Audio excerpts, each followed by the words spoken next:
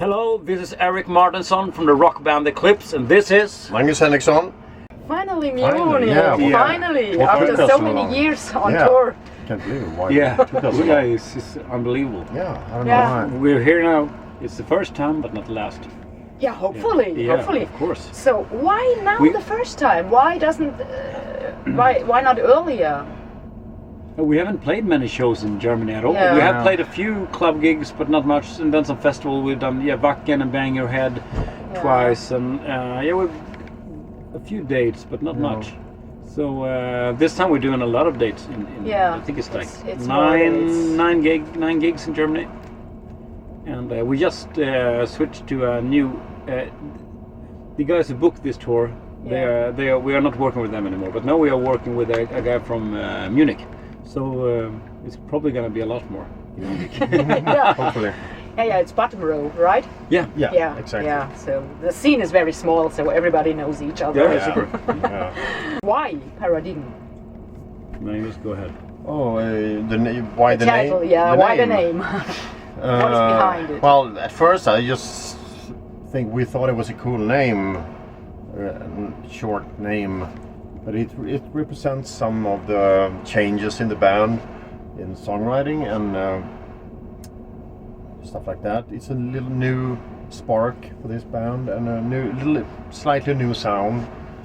So that's why the title Paradigm fits somewhat into that concept. Like a paradigm shift. Yeah. Now, I'm also a geek with popular science. So I read that word comes up quite often. It's a scientific term, more used like when there's a new discovery that totally changes everything. Yeah. Paradigm shift. Paradigm. Okay, so let's talk about the songs of the new album. 38 or 44, what does it mean? What is behind the title?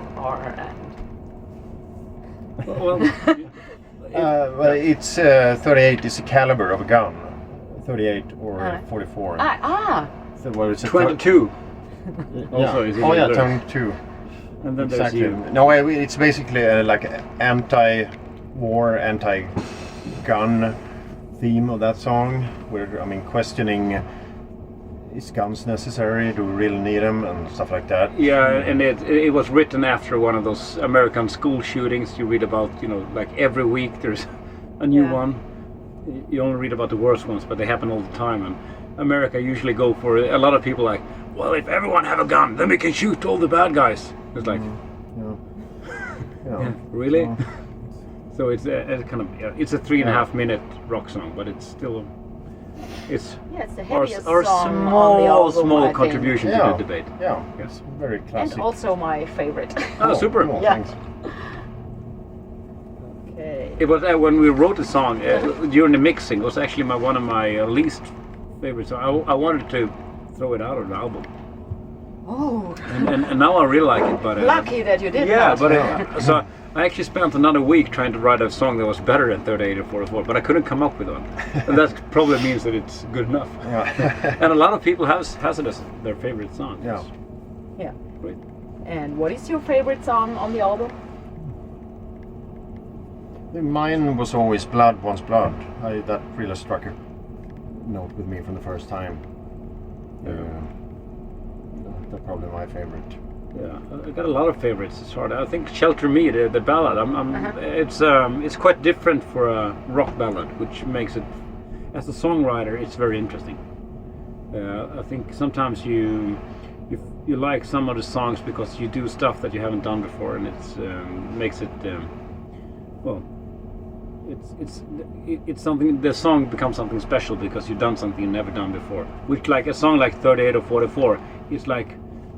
I don't want to talk down the song, but for me it's a standard song I could not write every day, of course, but it's one of those songs that we've done kind of before. And when you do something that's different, you kind of favorize those songs. Let's see. Ask us again in 5 years which are the favorite we'll songs. have a totally different opinion. Yeah, it's Yeah, always like I that. can imagine. Yeah, so we're in the middle of songwriting. So how is songwriting working for you? So is it you meet each other and do brainstorming and say let's write songs, or does it pop right into your head and you say, yeah, this could be a song for the next album?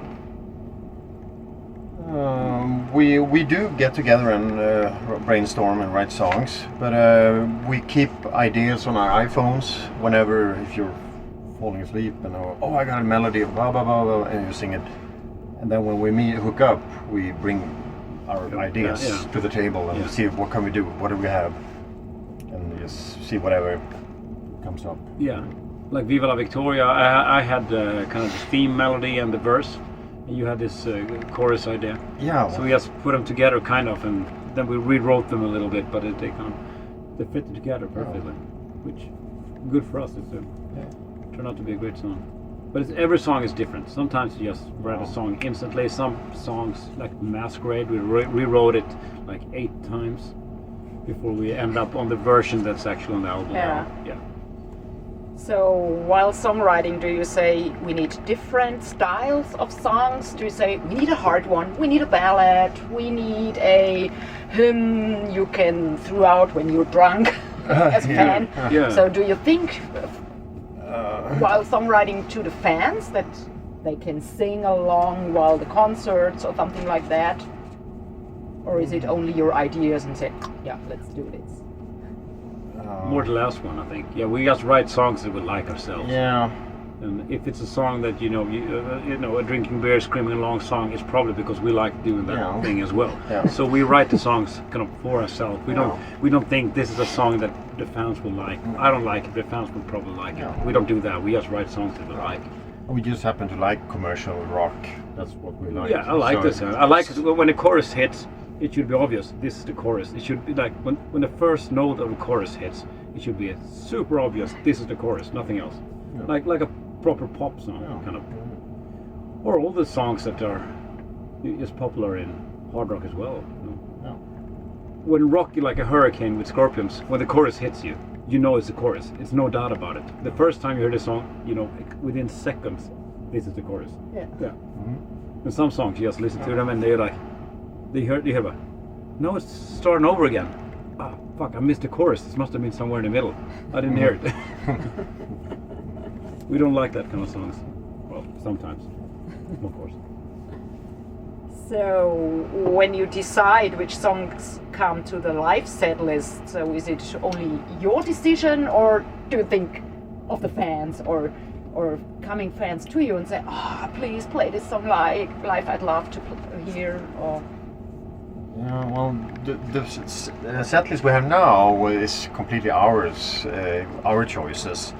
But we noticed that some songs work better than others live, even though if they happen to be favorites, some songs just don't work as well live as in studio, and others do. So I don't know why, but yeah, like Masquerade is a song that's been quite popular with the fans. Yeah. But we haven't played it much live because for us the live version is just doesn't take off. It doesn't happen. No, it's well, some songs that are they just work perfectly live. Yeah. It's just, live and studio can sometimes be quite different.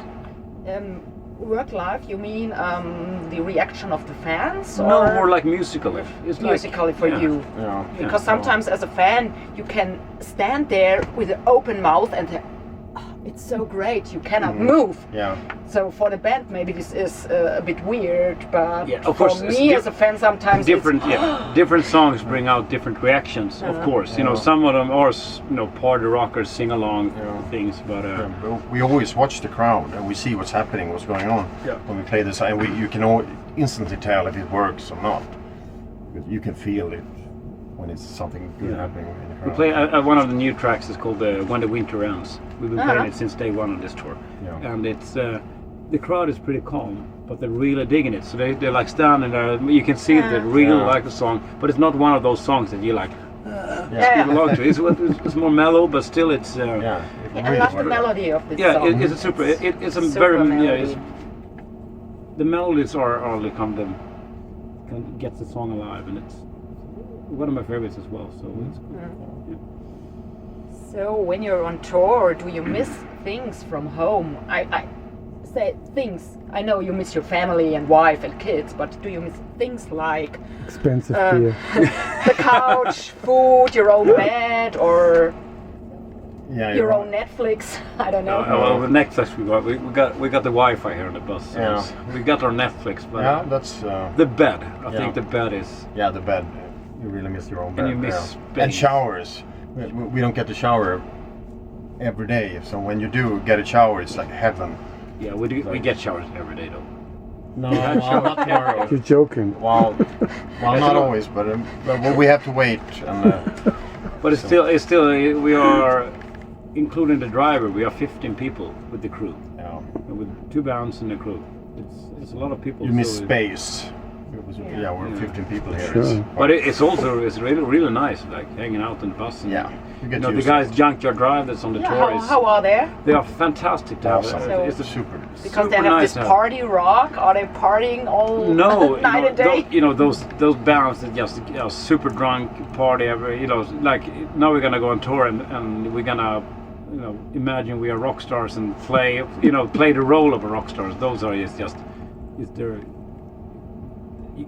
They don't last very long. they don't last No. very long. and These guys it's, are very serious about the music Yeah. and they're working Yeah. hard and super nice guys. So. Uh-huh. I mean, if you're super drunk and you can't sing or you can't play the day after because you're hangover, that's not rock and roll. It's just stupid. Fans pay money, a lot of money Yeah. to watch the band. You should always do your best to perform the best every night. So a mixture of both is perfect. Yeah. Having a good time, relaxing, but not overdoing it. Yeah. People read like the Mötley Crüe book and they think that's how you live life on tour. Not even Mötley Crüe live that life on I tour. think It's a only the fiction. half is true. Yeah, it's fiction. Or Yeah. what's in But the book. If you live like that, you will not last a tour. You will last Yeah. a few days, then it's just Yeah. good night.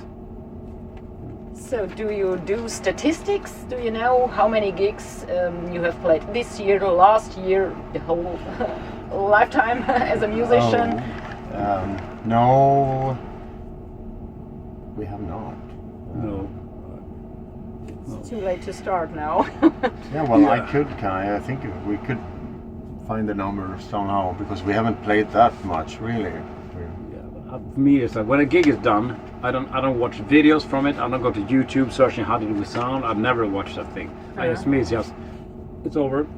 Let's focus on the next one. It's like albums. It's like I don't go back and listen to the records. Kind of, just next Yeah. one, please. That was my next question. So, when the album is done, do you listen to it afterwards, or is it done and you never listen to it, or do you listen to it and think after a few months, oh shit, this song or this part I could have done better? I have no regrets on any album at all, ever. It's just every time you do a record, you do it as good as possible. I cannot have done a single album I've ever done better than it's done. At the moment, it was the best I could do. Going back and change things. Of course, I could sing better. If I would sing some of the albums now, I would do it better. But it's just stupid thinking. It's okay. It makes no sense. So, my last question. That was fast. Your dreams as a band, as a musician. So, maybe playing with a favorite band together, or doing a project with favorite musicians, so something like that. Or get rich and have a big house. Well, the dream has always been to take this band as far as possible. Not so much playing with other artists. I mean, No.